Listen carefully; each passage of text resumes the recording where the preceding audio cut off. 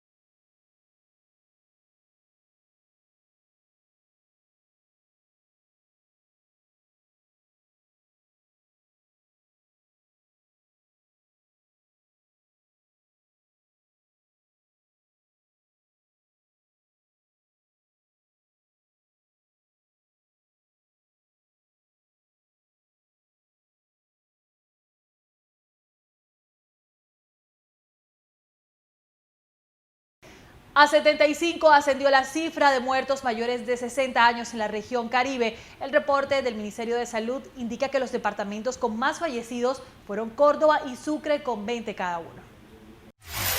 De los adultos mayores fallecidos en Barranquilla, 8 eran hombres y 7 eran mujeres. Las edades oscilaban entre los 60 y 80 años de edad. 4 de ellos eran hipertensos, uno padecía de cáncer, uno padecía de enfermedad respiratoria y el otro era obeso.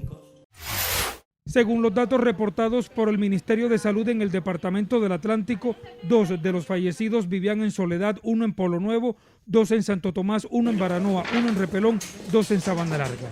Las edades oscilaban entre los 69 y los 86 años de edad. En Cartagena, el Ministerio de Salud reportó la muerte de 5 fallecidos. 3 de ellos eran hombres, 2 eran mujeres. Las edades oscilaban entre los 60 y los 84 años de edad. 2 de los fallecidos eran hipertensos y 3, las causas de las comorbilidades son materia de investigación por parte de las autoridades de salud en el país. En el departamento de Bolívar, 3 de los fallecidos vivían en el municipio del Carmen. Las edades oscilaban entre los 60 y 70 años de edad. Los fallecidos eran 3 adultos mayores. Uno padecía de enfermedad respiratoria, el otro era diabético y uno padecía de asma. En el departamento del Magdalena, 3 fallecidos vivían en Santa Marta, cuyas edades oscilaban entre los 70 a los 85 años de edad. Uno vivía en Sitio Nuevo y el otro vivía en Ciénaga. El departamento de Córdoba, hoy se reportó la muerte de 20 adultos mayores. 5 de ellos padecían de enfermedad respiratoria, 2 de hipertensión arterial, 1 diabético y 12 aún están en estudio. En el departamento de Sucre, el Ministerio de Salud reportó hoy la muerte de 20 personas mayores de 60 años de edad. 8 de ellos eran hipertensos, 2 eran diabéticos y 10 están en estudio por parte de las autoridades de salud. El miedo de acudir a las clínicas y hospitales permanece en algunos pacientes positivos para COVID-19. Los médicos aseguran que durante las consultas, la mayoría de los pacientes se niegan a recibir atención en las instituciones de salud. El médico cirujano Faruk Hernández explicó que una vez el paciente ingrese a la unidad de cuidados intensivos es porque su situación es realmente compleja. Recordemos que el tubo no nos salva. El hecho de estar entubado aumenta más de un 50% las probabilidades de no salir bien de ahí. Aseguró que los síntomas son menores, es mejor tratarlos en casa y aislarse. Pero hay miedos infundados y miedos reales. ¿Cuáles son los miedos reales? Lo que verdaderamente ocurre es que en el hospital hay, entre comillas, mayor carga viral, porque hay mayor posibilidad de que un paciente enfermo haya acudido ahí. Por ende, entre comillas, podemos infectarnos más, pero sí es cierto, ¿verdad? Pero no necesariamente tiene que ser una realidad. Si tú vas con tu tapaboca, intentas tener el distanciamiento social. Reiteró el llamado a la ciudadanía a mantener las medidas de protección para evitar la propagación del coronavirus. Desde la semana pasada, los usuarios de Transmetro estaban a la expectativa de si el servicio continuaría o no, como lo habían anunciado los operadores. Luego, el Ministerio de Transporte anunció un crédito para apoyar el sistema. Pues bien, Ya está la bolsa de crédito, es un hecho. El Ministerio de Transporte y Findeter pusieron a disposición de las alcaldías de las ciudades capitales donde operan sistemas integrados de transporte masivo una línea de crédito directo que puede ser usada para solventar el déficit financiero de los sistemas. Hoy celebramos y agradecemos al Ministerio de Hacienda y a Findeter porque en un trabajo articulado podemos lanzar esta línea de crédito que beneficiará a los sistemas integrados de transporte masivo. Transmetro será uno de los beneficiados con la línea de crédito Compromiso Sistemas Integrados de Transporte Masivo, junto a otros 5 sistemas de transporte masivo de las principales ciudades del país. Esta línea de crédito Compromiso Sistemas Integrados de Transporte Masivo es una línea de crédito directa, ya que Findeter girará directamente a las entidades territoriales sin acudir a los intermediarios del sector financiero para que se financie el déficit de operación derivado de las medidas que se tomaron con ocasión de la pandemia COVID-19. Y esperamos que esos recursos vengan en el menor tiempo posible para garantizar la sostenibilidad de 35.000 pasajeros que cada día se mueven porque deben ir a trabajar o deben ir a su lugar de residencia. La ministra aseguró que será una línea directa y Findeter girará los recursos a las entidades territoriales. La idea surge de profesionales urbanísticos de crear una solución a la movilidad en Barranquilla tomando como ejemplo a Brasil. Pues bien, esto fue tomando forma cuando el distrito de Barranquilla, el área metropolitana, el Ministerio de Hacienda y los transportadores encontraron una fuente de financiación. Al principio la intención era cubrir el 90% de la demanda en la ciudad. Sin embargo, luego de la ley 550 se determinó que se cubriría tan solo el 30% de la capital del Atlántico. Inicialmente se acordó con un grupo de transportadores que para que el sistema funcionara debían ser chatarrizados 1.200 buses urbanos, principalmente las busetas en mal estado. Por otro lado, los transportadores con mayor fuerza crearon Sistur y Metrocaribe. Estas dos agremiaciones se encargaron de alquilarle los buses articulados al distrito.